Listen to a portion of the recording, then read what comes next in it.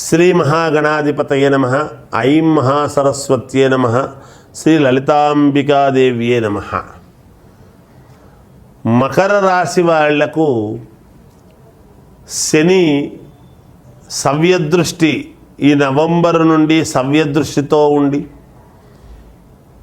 వచ్చే ఉగాది పండుగ వరకు సవ్యదృష్టికి వచ్చినటువంటి దాని వలన కుజుడు గురువు గ్రహాలు ఉండవలసినటువంటి స్థానాలలో ఉండేటువంటి దాని వలన చంద్రుడు ప్రతి ఇల్లు ఉండేటువంటి పరిస్థితుల దృష్ట్యా మిగతా గ్రహాలు ఏవి ఎక్కడ ఉన్నాయి అనేటువంటి దాని వల్లను మకర రాశి వాళ్లకు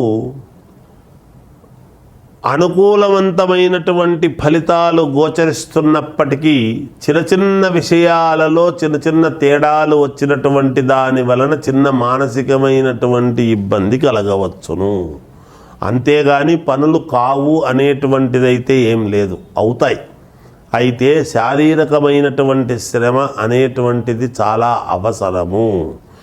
మీరు నమ్ముకున్న వాళ్ళు ఎవరైతే ఉన్నారో వాళ్ళు కాకుండా మీకు వేరే వాళ్ళు ఉపయోగపడేటువంటి పరిస్థితి ఉంటుంది.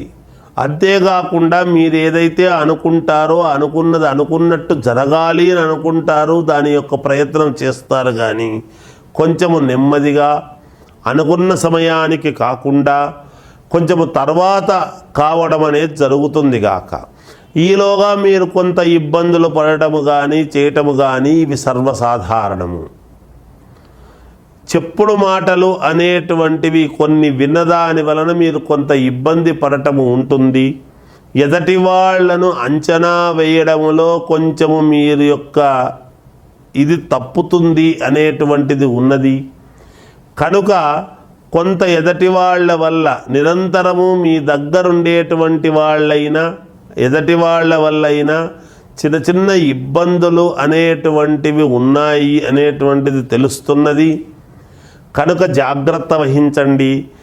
దేహపీడాకారకుడైనటువంటి శని స్వక్షేత్రగతుడై ఉండి సవ్యదృష్టితో చూస్తూ ఉన్నప్పుడు కాస్త చిన్నపాటి అనారోగ్యము అనేటువంటిది సూచనగా మీకు చూపించి కాస్త అనూహ్యముగా డబ్బులు ఖర్చు పెట్టి మళ్ళీ మీరు బాగ్గావడం అనేటువంటిది కూడా జరుగుతుందిగాక.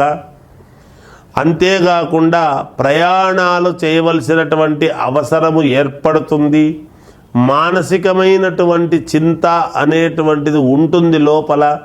కొన్ని పనులు అనూహ్యముగా మన నెత్తినొచ్చి పడుతున్నాయి.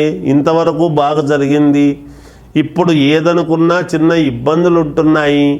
ఎందువల్ల ఏమి అని మీరు ఒక్కసారి ఆత్మవిమర్శ చేసుకోవడం అనేది జరుగుతుంది గాక.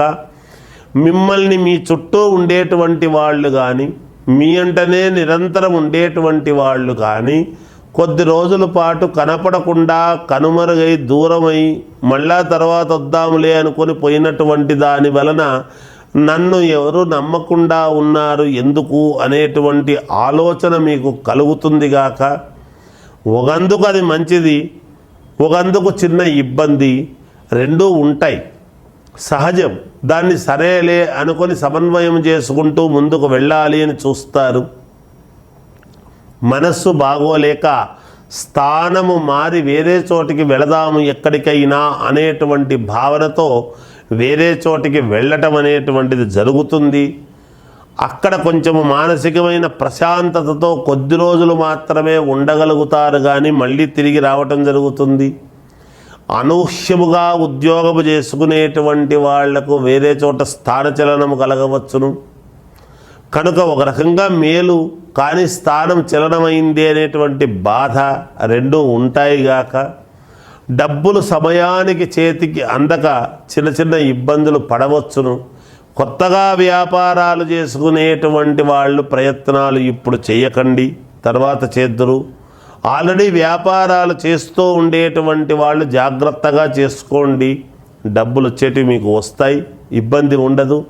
విద్యార్థులు చాలా శ్రద్ధగా చదవవలసినటువంటి అవసరము ఉన్నది. ఎంతైనా కూడా ఉత్తీర్ణత అనేటువంటిది రావాలి అంటే చాలా కష్టపడాలి. విదేశాలకు వెళ్ళాలి అనుకునేటువంటి వాళ్ళు ప్రయత్నాలు చేసుకోండి, తప్పులేదు, జరుగుతాయి. శుభకార్యాలు చేసుకోవాలి ఇంట్లో అనుకునేటువంటి వాళ్ళు ప్రయత్నాలు చేయండి. తప్పకుండా 1-2 సార్లకు మీరు ప్రయత్నం సఫలీకృతలు కాకపోయినా మళ్ళీ ప్రయత్నిస్తే తప్పకుండా మేలు జరుగుతుంది గాక. మరీ గ్రహస్థితులు అంత ఇబ్బందికరంగా లేవు, ఉంటాయి. మానవ జీవితం అన్న తర్వాత సహజం, అన్నీ సర్దుకొని పోవాల్సినటువంటి అవసరం ఏర్పడుతుంది. భూముల క్రయ విక్రయాల వలన మేలు జరిగే అవకాశము ఉన్నది, కానీ చిన్న వివాదము జరగవచ్చును. జాగ్రత్తగా మాట్లాడండి, మాట్లాడేటప్పుడు ఆచితూచి మాట్లాడితే మంచిది. అయిన వాళ్లతోనే చిన్నపాటి ఇబ్బందులు, బయటి వాళ్లే మేలు మనకు సహకరిస్తారు అనేటువంటి ధోరణితో బయటి వాళ్లతోనే మీరు ఎక్కువగా సరేలే అని సాన్నిహిత్యం చేసుకోవడం జరుగుతుంది. తద్వారా ముందుకు వెళతారు. రాజకీయ నాయకులు కానీ, వ్యాపారం చేసుకునేటువంటి వాళ్లకు కానీ, లేదా సినిమా రంగంలో ఉండేటువంటి వాళ్ళకైనా అనుకూలవంతముగానే ఉన్నది. ఏది ఏమైనా వ్యక్తిగతమైనటువంటి జాతకం అనేటువంటిది ఒక్కసారి మీరు పరిశీలన చేసుకుంటే మీకు ఇంకా మెరుగైనటువంటి జీవితము ఉంటుంది అని నా భావన. మీ జాతకములో శనేశ్వరుడు ఎక్కడున్నాడు అనేటువంటిది నీచ స్థానములో ఉంటే ఇబ్బందులు, ఉత్తమ స్థానములో ఉంటే అనుకూలము, రెండూ ఉంటాయి గాక. కనుక వ్యక్తిగతమైనటువంటి జాతకం అనేటువంటిది చాలా అవసరము. ఇంకా మెరుగైనటువంటి ఫలితాలు మేము ఏం చేసుకుంటే మేలు అని గనక ఆలోచన చేసినట్టయితే మీరు 1.25 కిలో నువ్వులు తీసుకొని ఒక శనివారము నాడు నవగ్రహాలకు తిరిగి ఆ నువ్వులు దానము అనేటువంటిది ఇవ్వండి. ఇలా ఒక 7 శనివారాలు చేయండి.